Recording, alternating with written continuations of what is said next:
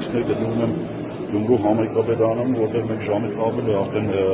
իրավապահ ԱԱՑ, ոստիկանություն, քննչական կոմիտե գրովել են եւ զավթել են Գյումրու համայնքապետարանը,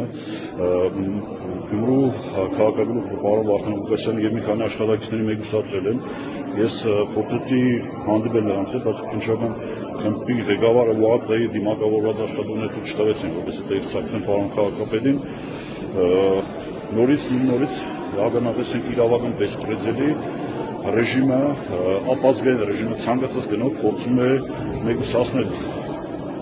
այն քաղաքական գործիչներին, համայնքների ղեկավարներին, ովքեր որ դեմ են այս ռեժիմին եւ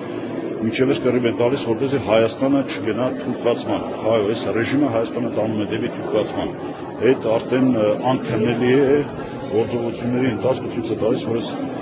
Նիկոլ Փաշինյանը իր ռեժիմով ամեն ինչ անելու է, որպեսզի Հայաստանը հանձնի Թուրքիայի կառավարմանը։